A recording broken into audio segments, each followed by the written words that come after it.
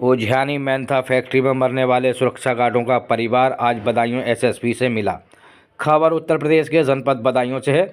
ओझियानी कोतवाली क्षेत्र के दिल्ली रोड स्थित मेंथा फैक्ट्री के गार्ड रूम में 13 जनवरी को 3 गार्डों की मौत पर परिजनों ने उठाई सवाल।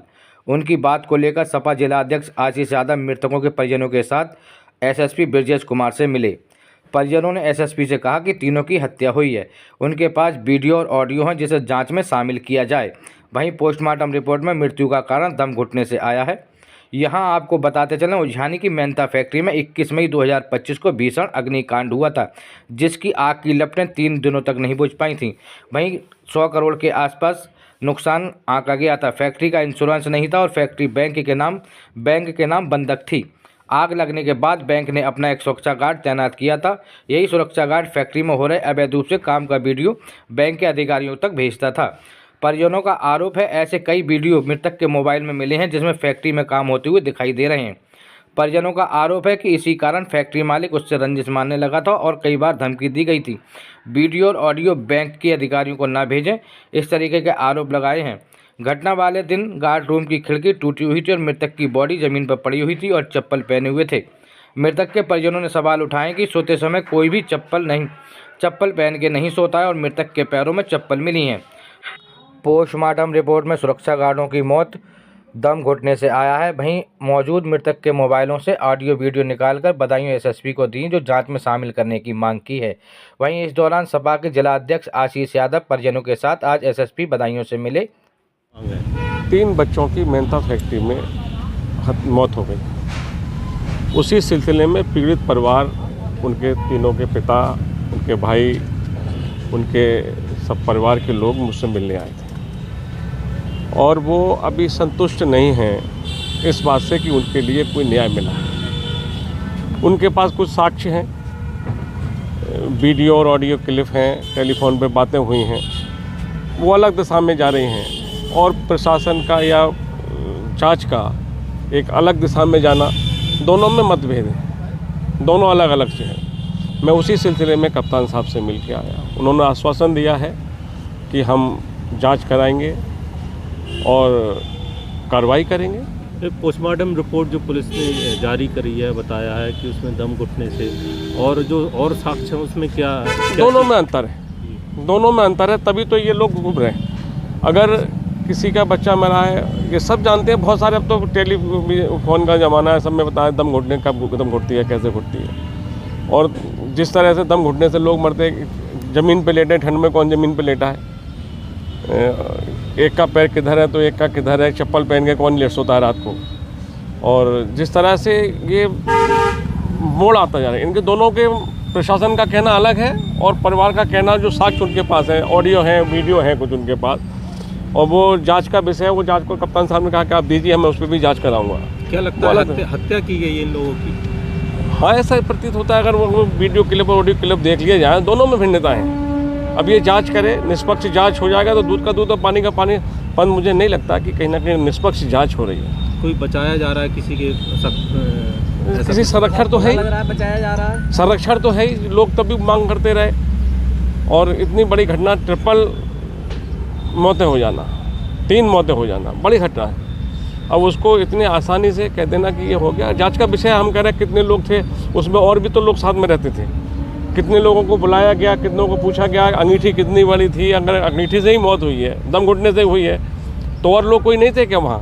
इससे पहले और उससे पहले लोग जब लोग यहाँ थे भाई, उसमें और भी तो लोग होंगे। जिस हिसाब से उस वीडियो क्लिप में और ऑडियो में दिखाया गया है कि उनके साथ और भी लोग थे, वो आज तक लापता है, मिल ही नहीं रहे कौन था कौन नहीं था। ये फैक्ट्री कैसे चल रही थी? ये भाई बंद फैक्ट्री थी, चल रही थी, नहीं चल रही थी। उसमें जैसे अभी मैंने भी एक वीडियो देखा इन्हीं लोगों ने दिखाया। उस फैक्ट्री में आवागमन शुरू है, फैक्ट्री सील है और फैक्ट्री चल रही है, माल लोडिंग अनलोडिंग हो रहा है, वो सबको दिखाई पड़ रहा है। तो इसका मतलब कहीं ना कहीं कोई दबाव में तो है ही। दूध का दूध और पानी का पानी का जिस दिन हो जाएगा, उस दिन ये लोग भी संतुष्ट हो जाएं। प्रशासन की, सरकार की ये जिम्मेदारी है कि पीड़ित परिवार को संतुष्ट करें। ठीक, आ जाओ। हम लोग तो मांग करते हैं सरकार से कि कम से कम 1-1 करोड़ रुपया उन बच्चों के मुआवजा के लिए दिया जाए। उनके छोटे छोटे बच्चे हैं, ज़रा ज़रा सी उम्र है और कुछ था भी नहीं उनके पास। सरकार की भी जिम्मेदारी है कि अगर मौत जैसे जैसे हुई हो वो एक जांच का विषय है, उसकी जांच हो, निष्पक्ष जांच हो और उस पीड़ित परिवार के लिए सहायता भी सरकार दे, जो आज तक नहीं दी गई। वीरभान रात श्रीपाल सिंह मुड़सैना, थाना मूसाजात। ये 6 महीने से सिक्योरिटी वालों ने, बरेली वालों ने, जिसके अंडर में ये 14 साल से नौकरी करता था, उन्होंने कहा भानु आपके लिए उझानी जाना, हम जा रहे हैं। लेकिन बैंक वाले जो थे उन्हें सिक्योरिटी वालों से मांग की हमें एक गाड़ी दीजिए, तो उन्होंने हमारे लड़के को यहाँ लगाया था। हमारा लड़का बराबर हम पूछते जाता घर पर, हमने क्या बात है, बोले कि हमारी ड्यूटी है कि झगड़ा मत करो, माल जा रहा है, बराबर वीडियो डाल के हमको ऊपर दीजिए आप, तो हम वीडियो बनाते ऊपर डालते हैं यार। यही हमारे लड़के से दुश्मनी मान करके मालिक ने मैनेजर राकेश अमर, इसमें अमर दिखाया है, अमर ये भर रहे हैं तो अमर गाड़ी दे रहा है हमारे लड़के को। ये रामवीर गजेंद्र, हजरतगंज रामवीर तिगोड़ा और अमर उझानी। अगर प्रशासन चाहे तो 24 घंटे में 4 को उठा ले, हमारे लड़कों के साथ अन्याय हो या ना हो, मालिक ये समझेगा। आपने एसएसपी को मैं जी मैंने बताया आपके सामने, मैं तो बताया। वो सिक्योरिटी गार्ड थे तो वीडियो बना के ऊपर डाल देते जी थे, उनका ड्यूटी ये थी, हाँ, उसकी ड्यूटी थी। तो इसीलिए वो दुश्मनी मान रहे थे। जो है उसका दुश्मनी, और क्या उनका क्या करते थे, नुकसान क्या करते थे। तो आपको क्या लगता है ये दम घुटने से? नहीं देखिए, मैंने एसपी साहब से भी कहा, अभी एसपी साहब से मैंने कहा, मैंने साहब पोस्टमार्टम नहीं हुआ तो साहब प्रशासन ने पत्रकारों ये कैसे वहाँ कह रहे थे दम घुट गई, दम घुट गई। मैंने विधायक जी कहा, मैंने ये कहा, मैंने साहब पत्रकार ने प्रशासन ने कैसे घोषित कर दिया पोस्टमार्टम नहीं हुआ, तो मैंने कहा मैं डांट बाड़ी दे दूँ, आपको मालूम दम घुट गई। मैंने एसपी साहब से खुद ही कहा खड़े होकर, दम घुट गई, पोस्टमार्टम नहीं हुआ, आप बता सकते दम घुट गई। तो साहब हैं थोड़ी सी राख पड़ी है तसला में, नेक राख एक कुंजली राख थी कुल, उससे दम घुट गई। शीशा खुला हुआ था, टूटा हुआ था शीशा, बाहर से खिड़की टूटी हुई है, दम घुटती थी तो हवा नहीं निकल सकती। इसलिए मालिक ने जान करके इन गुर्गों से मरवाया, राकेश अमर रामवीर गजेंद्र ने हत्या की है। और 8 बजे दूसरे हमारे बसानपुर वाले उनके लड़के को मालिक ने बुलाया। बताओ भाई तो कै बजे बुलाया था, बोलो यार।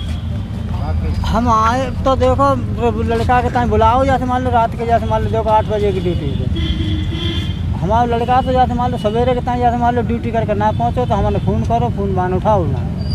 फिर जैसे कहने का मतलब जी और आदमी को जैसे मान लो मालूम पड़ गई, जैसे मान लो तीनों वहाँ जो गार्ड पकड़ रहे जाएंगे, जैसे मान लो देखो तो तीनों जो बेहोश पड़े जाएंगे, जैसे मान लो तो तब वहाँ से जब हम भागे, जैसे मान लो देखो तो मालिक ने हमें कोई सूचना ना दी। जो मालिक जो है फैक्ट्री के, बिन्ने हमें कोई सूचना ना दी, और जो मैनेजर हैं बिन्ने भी कोई सूचना ना दी हमें। हम तब जब और दूसरे ने जैसे हमें सूचना दी तो तब हम आए, जैसे मान लो मोटरसाइकिल से, जैसे मान लो देखो 5-6 लोग तो आए। हम तो देखें तो कमरा में से लाश के ताई सूतन के ताई कमरा खोल रही थी। वो तो हमने पुलिस वाले हमने साहब बे तो जो जैसे मान लो देखो कार्यालय, जैसे मान लो ना तो देखो मैं साहब ले जा रहे, तो हमसे जा कह रहे हैं कि इनमें दम है कि देखो हम ले जा रहे हैं मेडिकल के ताई।